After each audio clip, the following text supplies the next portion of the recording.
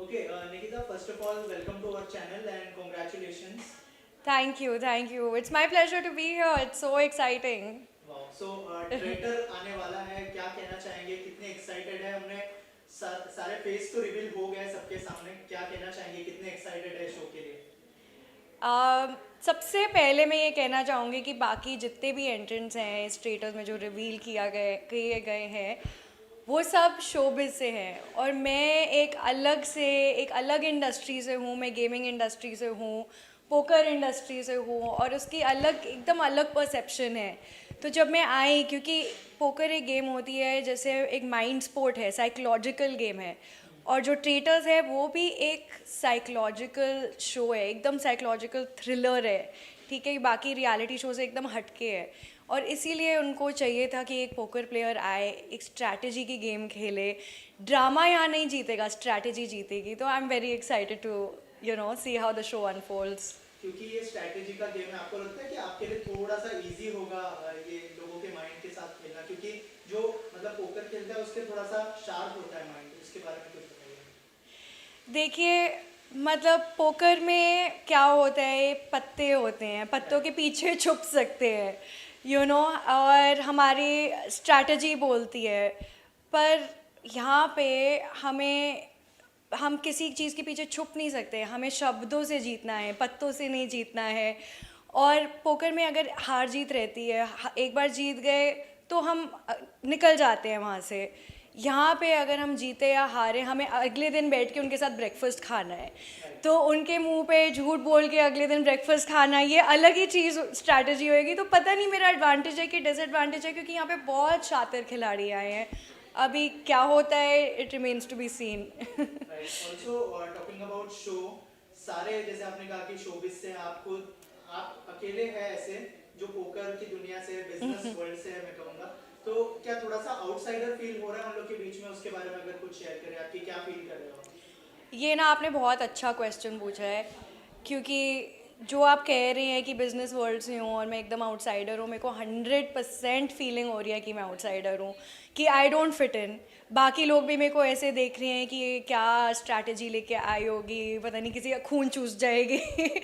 पर सबने अब मेरी ना एक ओपिनियन फॉर्म करी हुई है सबको। कुछ लोगों को डर लग रहा है, कुछ लोगों को लग रहा है कि अंडर एस्टिमेट कर देते हैं, इसको तो कुछ नहीं आता, कैमरा के सामने कंफर्टेबल नहीं रहेगी।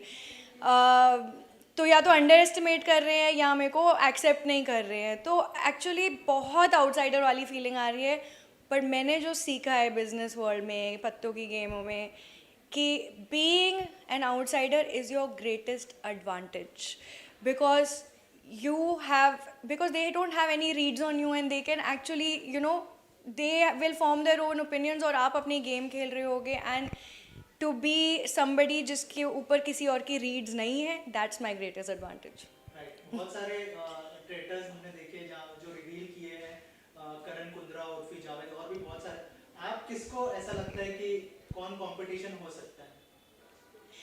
बहुत स्ट्रॉन्ग प्लेयर्स हैं, I am not going to lie. क्या कास्ट है, कैसे लोग चुने हैं।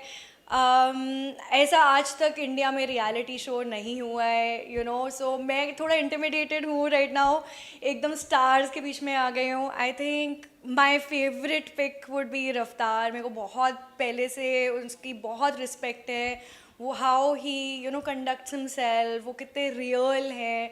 I think he will be very very strong, तो he will be my pick definitely. या ऑल्सो शो के बाद क्या कोई कोलैबोरेशन देखेंगे हम रफ्तार के साथ आपका?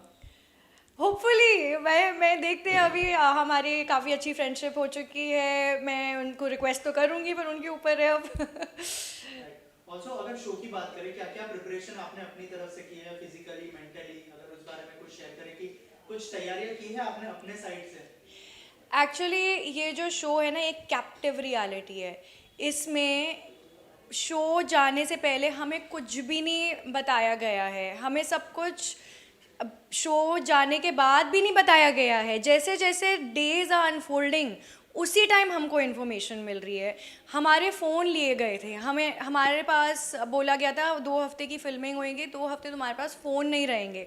तो रात को जब हम होटल अपने रूम में सोने भी जा रहे हैं, हमारे पास फ़ोन नहीं है। 2 हफ्ते अपना फ़ोन नहीं, कोई लैपटॉप नहीं, there is no wifi, there is nothing, no contact with the outside world, no contact with even the crew और the rest of the cast. एक हमारे दरवाज़ों के आगे, ये बिहाइंड द सीन्स मैं आपको थोड़ी सीक्रेट बता रही हूँ, हमारे दरवाज़ों के डोर हैंडल पे उन्होंने विंड चाइम्स डाल दिए थे, और विंड की दरवाज़ा का हैंडल अगर खुलेगा तो the Chimes will make a sound, और कोई भागे भागे आके हमें वापस डोर में डाल देगा।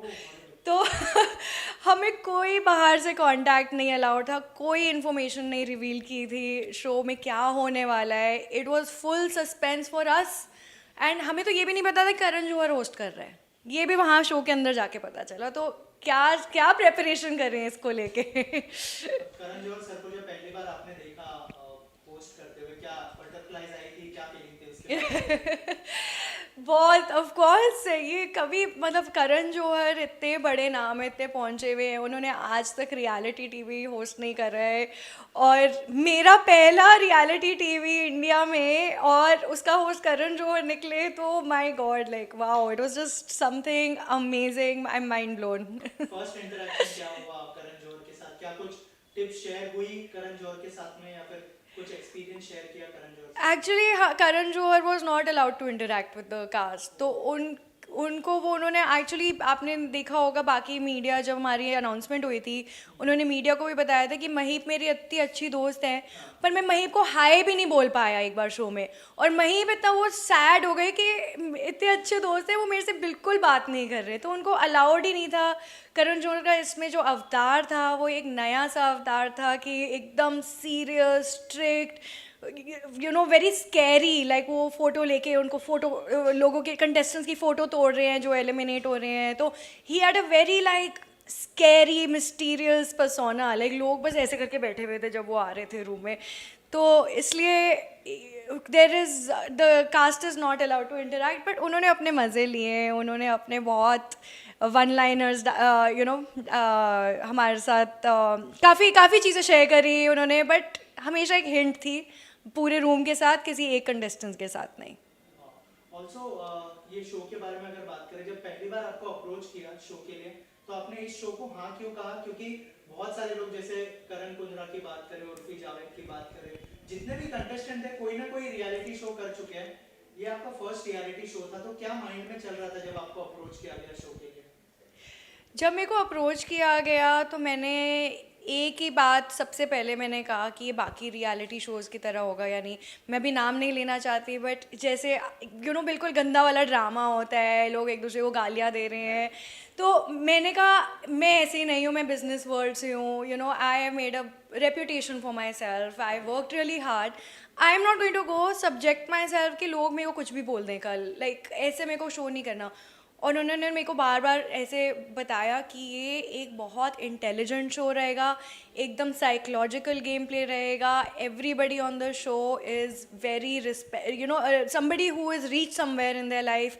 एंड एक्चुअली क्या मैं आपको थोड़ा बताऊं कि जब शो में थोड़ा टॉक्सिक ड्रामा हो भी रहा था, तो भी उन्होंने कहा, स्टेप इन करके बोला कि ये सब यहाँ पे नहीं चलेगा, ड्रामा करो पर गंदे वाले शब्द मत यूज़ करो, और एक दूसरे को यू नो पर्सनल नहीं होने की ज़रूरत, जितनी भी गेम में स्ट्रैटेजी के विद इन कर सकते हैं ड्रामा, उतना ड्रामा करो। एंड यही सुन के I was very excited to be a part of the show. और किससे बॉन्डिंग सबसे ज्यादा बनी शो के अंदर? हाँ, तो ये जो आपने पहले मेरे से पूछा था कि आप एकदम आउटसाइडर हो इसी को लेके मेरे को बहुत मुश्किल हुआ बॉन्डिंग करना, क्योंकि ऑब्वियसली एवरीबडी इज़ लाइक ये कोई स्ट्रैटेजी गेम खेलने आई है, इससे दूर रहो। हम पहले से मेरे को कोई जानता नहीं था, बट स्लोली मैंने लोगों का दिल जीतना शुरू किया। और अभी मैं स्पॉइलर नहीं दे सकती बिल्कुल भी, I would love to, but I think मेरी बॉन्डिंग जैसे लक्ष्मी से हुई। Lakshmi such a superstar, south you know south से एक्ट्रेस है। रफ्तार से बॉन्डिंग हुई, बीच में महीप और अंशुला से भी काफ़ी बॉन्डिंग हो चुकी है। एंड या I think these are the people, and मैं अभी स्पॉइलर नहीं देना चाहती, तो अभी देखेंगे आप किस किस से बॉन्डिंग हुई। तो 12 को रिलीज होने वाला है शो, क्या कुछ नर्वसनेस है शो को लेकर? All good nervousness. अच्छी वाली nervousness है. I think India has not seen something like this before, and I think it is time to change. You know, from all this shallowness and to show how people perform in a bit of strategy game, still bringing their personalities, still bringing drama, but also something little more intelligent, क्योंकि आजकल की audience ज़्यादा intelligent हो चुकी है. उनको चाहिए कुछ content that respects their intelligence also, so it's going to be very exciting. Right. Also show खत्म होने के बाद ऑडियंस आपके बारे में क्या परसेप्शन बना है, ऐसा आपको लगता है? ट्रेटर या फिर ट्रस्टेड? ओहो, अब ये आपने बहुत मुश्किल क्वेश्चन पूछा है, बिकॉज आई डोंट नो उनकी परसेप्शन कैसे रहेगी. अब मैं ट्रेटर थी या नहीं थी शो पे, या मतलब अभी क्या रिवील होएगा. बिल्कुल सस्पेंस रहेगा, बट मेरी यही होप है that the audience thinks that I am an authentic person, that even if I'm given the role of a traitor, that I will play it authentically, and that if I'm an innocent, I will play that role authentically, because I don't play dirty actually. So I want to play this game, I want to play to win, but I want to play it with integrity. So after this show मैं आपसे वापस पूछना चाहूंगा, जैसे मैंने रफ्तार से collaboration के बारे में पूछा था, क्या आप सोच सकती हैं कि बॉलीवुड की तरफ या फिर कुछ म्यूजिक वीडियोस में भी हम आपको देखें इस शो होने के बाद? क्योंकि आप अच्छी लिखती तो है ही. Thank you. अगर इस बारे में कुछ शेयर करें कि क्या ऐसा कोई प्लान है दिमाग में? अभी actually it's too early to say, मेरा फर्स्ट शो है, but I really am enjoying the lights, camera, action, all of that, but I will always still my actually I am a very driven by intelligence, substance, तो मेरे को अपना दिमाग ज़्यादा use करना पसंद है ड्रामा से ज़्यादा. So let's see what happens. Actually, there are so many intelligent people in the showbiz, तो उनके लिए भी जगह है. I'm excited to see what the future holds, but अभी I have no plans, honestly. Lastly fans जो आपको देख रहे हैं, देखने वाले हैं शो में, आगे भी बहुत आपको सपोर्ट करने वाले हैं, उनके लिए क्या?